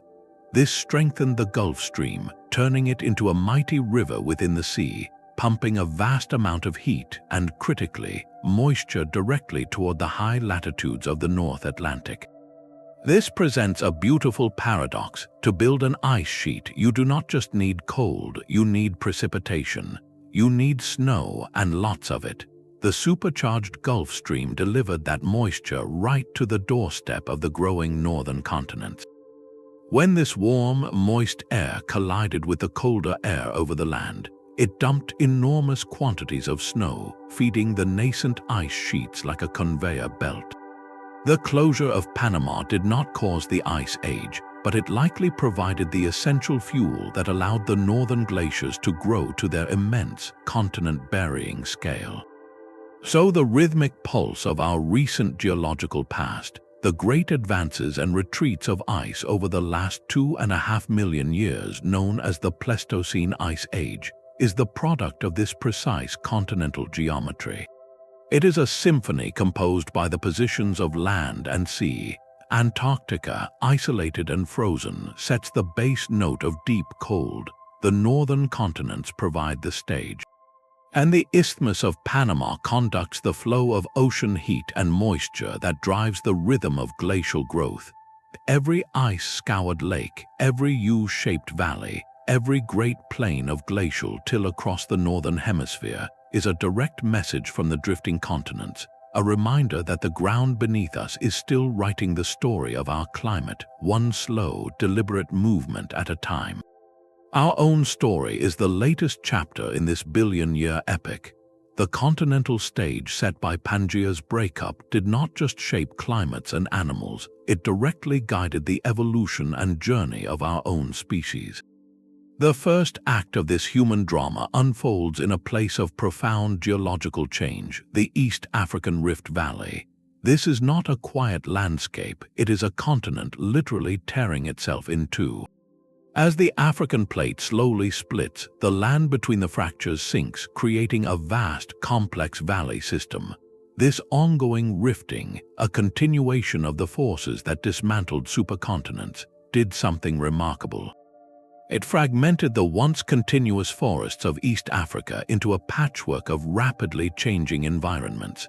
Lush woodlands stood beside open grasslands, deep lakes formed and dried up, and volcanic highlands rose between them. For the primates living there, stability vanished. An individual's world could transform from dense forest to open savanna within a few generations. This mosaic of challenges became a powerful engine for adaptation. The need to traverse open ground between forest patches may have favored walking upright. The shift in available foods could have driven tool use and dietary flexibility. The geological instability of the rift, by constantly reshaping the local world, presented a relentless series of puzzles that selected for intelligence, cooperation, and adaptability. In this dynamic landscape forged by continental forces, the hominin lineage was refined. Much later, with the emergence of our own species, Homo sapiens, the final configuration of the continents presented both highways and barriers. During the peak of the ice ages, so much water was locked up in glaciers that global sea levels fell, exposing vast areas of continental shelf that are now submerged. One of these exposed shelves created the Bering Land Bridge, a 1,000-mile-wide grassland connecting Siberia to Alaska. This was not a narrow ice bridge, but a cold, dry plain known as Beringia, teeming with mammoths, bison, and other grazing animals. For thousands of years, it served as a continental doorway. Populations following migrating herds from Asia simply walked into a new world, becoming the first people to set foot on the American continents. Their journey southward, eventually reaching the tip of South America, was made possible by the north-south orientation of the Americas, a land corridor created by the opening of the Atlantic Ocean. The shape of the land itself dictated the path of human exploration. Other journeys required different skills. To reach Australia, ancient peoples faced a different challenge. Even at the lowest sea levels, deep ocean channels always separated Southeast Asia from the Australian continent. Reaching this isolated landmass required crossing at least 60 miles of open water, out of sight of any land. This implies that by at least 65,000 years ago, these early populations had developed some form of purposeful seafaring technology, likely simple rafts or boats. Their successful voyage to Australia stands as one of humanity's first great technological triumphs over geography, a direct response to the continental map they inherited. Similarly, the island-rich archipelagos of Southeast Asia and the Pacific acted as stepping stones, their distribution guiding the incredible voyages of the Austronesian peoples thousands of years later. Each island reached became a new, isolated experiment in culture and adaptation. The legacy of continental drift is therefore written in our biology, our migration routes, and our cultural diversity. The patchwork of environments created by rifting and collision fostered the traits that make us human. The specific bridges and barriers presented by the Pleistocene world map directed where we could go and when. And the final isolation of continents like Australia and the Americas allowed human cultures to develop for millennia in splendid isolation. creating the breathtaking tapestry of languages, technologies, and worldviews that European explorers would later encounter. We are not separate from the geological story. We are its most recent product, a species whose origin, dispersal, and diversity were choreographed by the slow dance of continents. The ground beneath our feet did not just give us a home, it made us who we are.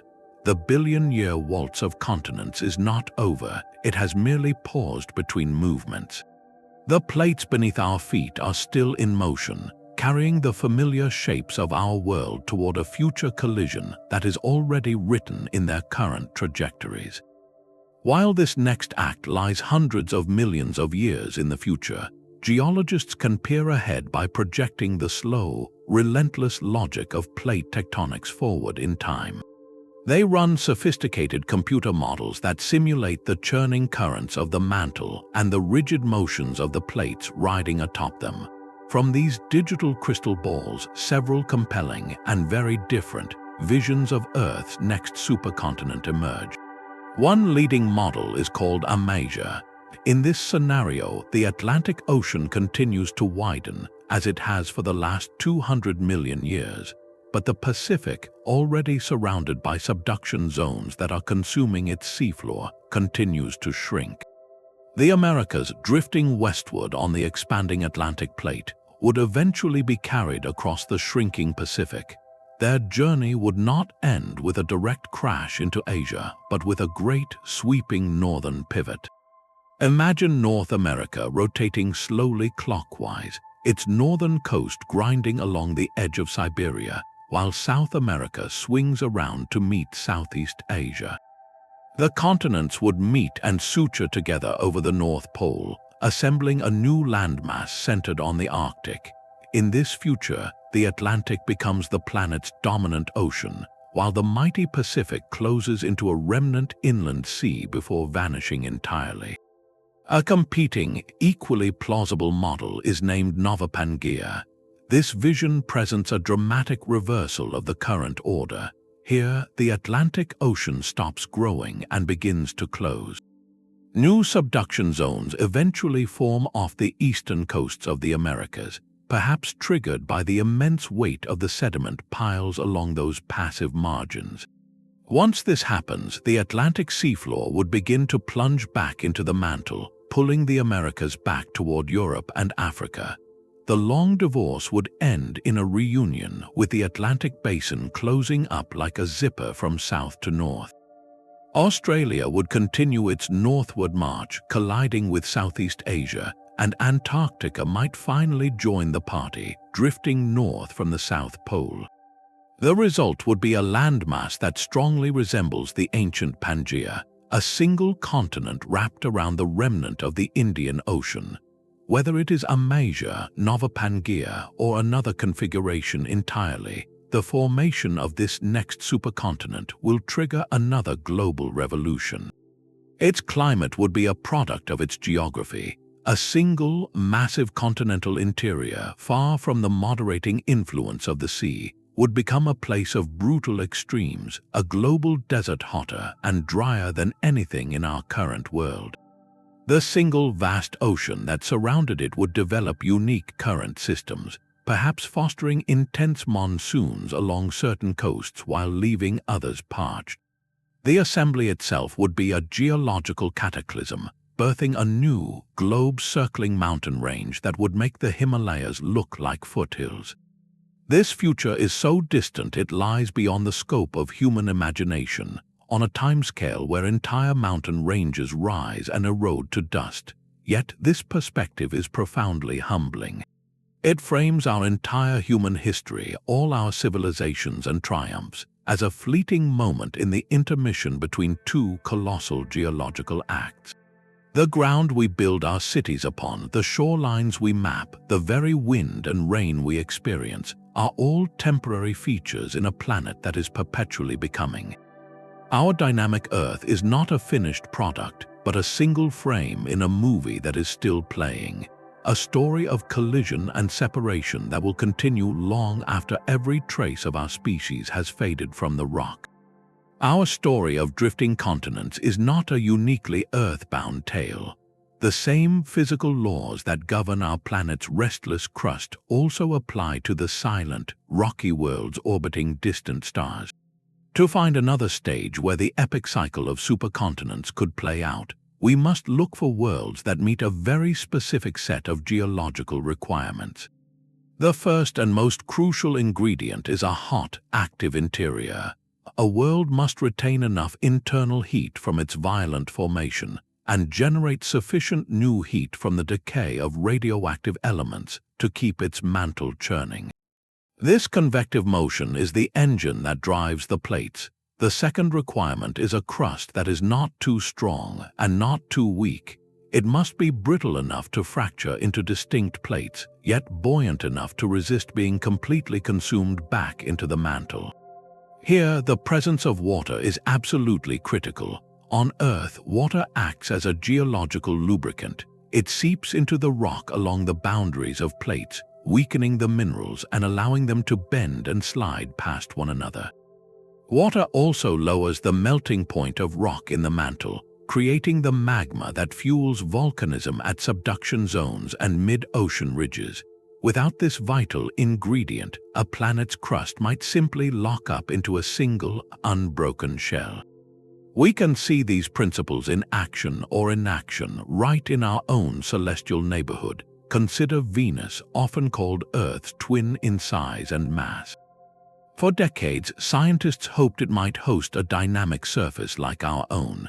The data from orbiting probes, however, revealed a world of geological frustration. Venus possesses a scorching, crushing atmosphere that has likely baked all traces of water from its surface and crust. Its crust appears to be extremely dry and therefore immensely strong. Without water to lubricate it, the lithosphere seems to have stiffened into a single, global plate. This is what planetary scientists call a stagnant lid regime. Heat from the interior still escapes, but it does so through sporadic, catastrophic events, enormous volcanic outpourings that resurface vast areas in a single geological instant, followed by long periods of stagnant calm. There is no steady, cyclical conveyor belt of plates, no slow dance of continents. The Venusian surface is a single, unbroken lid sitting on a simmering pot, occasionally rattling violently but never breaking apart into a moving puzzle. Mars tells a different, quieter story. The red planet shows clear evidence of tectonic activity in its distant past. The immense canyon system of Valles Marineris, a scar that would stretch from New York to Los Angeles on Earth, hints at crustal stretching. The towering volcanic province of Tharsis, with Olympus Mons rising nearly 3 times the height of Everest, suggests a long-lived hotspot fixed beneath a stationary plate. But Mars is only about half the diameter of Earth. That smaller size meant it lost its internal heat to space much more rapidly. Its core likely cooled and solidified, its mantle convection slowed, and its tectonic engine seized up billions of years ago. Mars transitioned from a possibly active world to a geologically dead one, its surface now a frozen museum of ancient geological events. These nearby examples help us refine the search for a true alternate Earth. When astronomers discover a rocky exoplanet orbiting within its star's habitable zone where temperatures could allow liquid water to exist, the next questions are about its interior. Is it large enough, perhaps 1 to 1.5 times Earth's mass, to retain a hot, churning mantle for billions of years? Does it have the right bulk composition of rock and metal to generate radioactive heat? Most importantly, did it acquire and retain a substantial amount of water, not just on its surface but chemically bound within its crust and mantle? A world that checks all these boxes could very well experience the beautiful, destructive, life-shaping cycle we have traced on our own planet. The supercontinent cycle, therefore, is more than just a curious chapter in Earth's history. It is a potential hallmark of long-term planetary habitability, A world with active, water-lubricated plate tectonics recycles carbon dioxide through volcanoes and weathering, providing a natural thermostat that can stabilize surface temperatures over geological eons. The constant renewal of the crust brings nutrients from the mantle to the surface, and the creation of diverse habitats through continental collision and rifting can drive biological innovation. When we look out at the galaxy and wonder where else life might not only arise but thrive and evolve over billions of years, we are implicitly searching for a world with a mobile, fractured crust.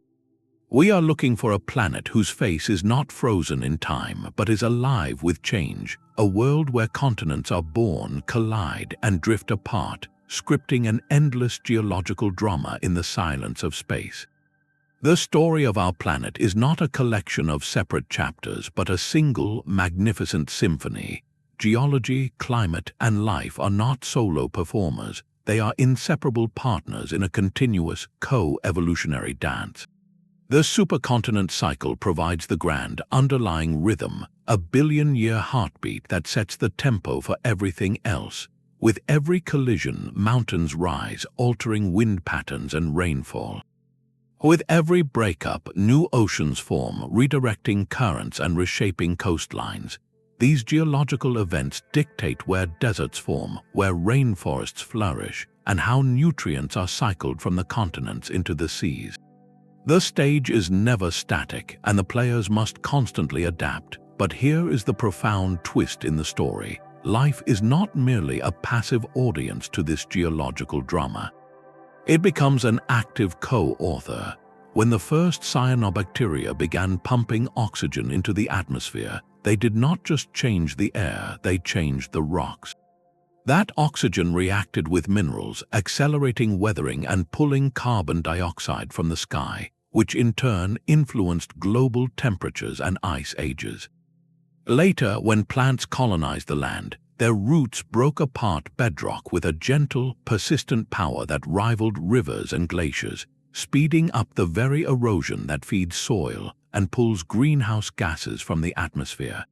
The great coal swamps of the Carboniferous did not just grow, they actively buried carbon on a planetary scale, altering the climate for millions of years and leaving the energy reserves that would one power human civilization. This is a dialogue, not a monologue.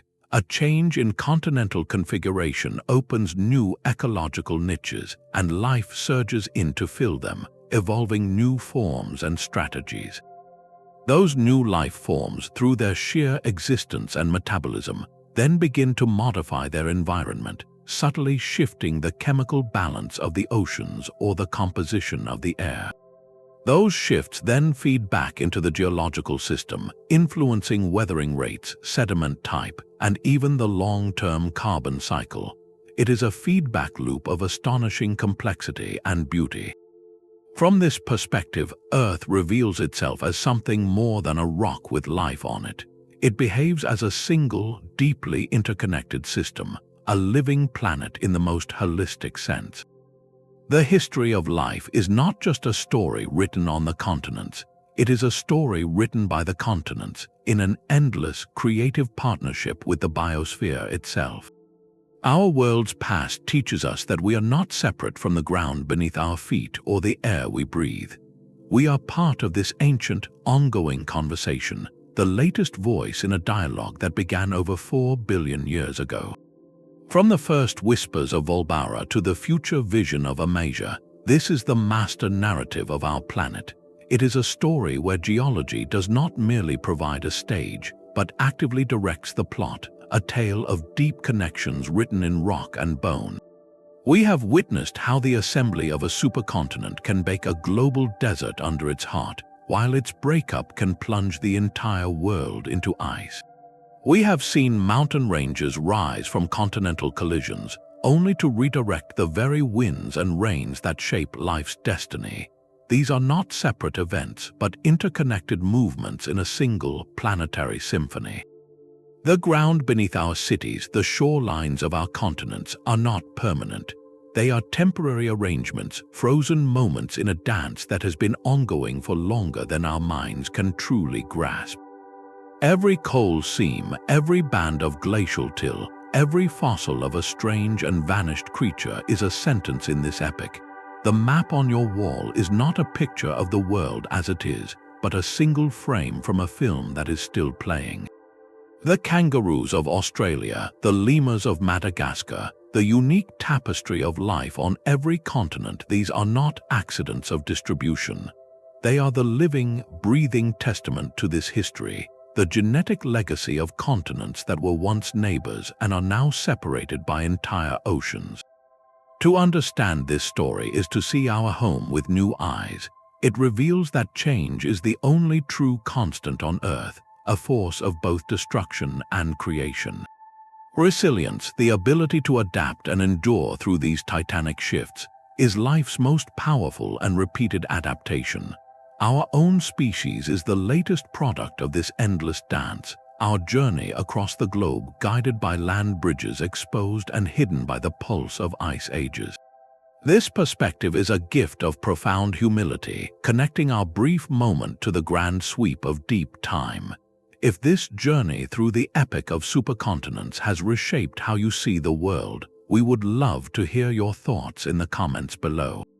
For more adventures into the mysteries of our planet's past, be sure to subscribe.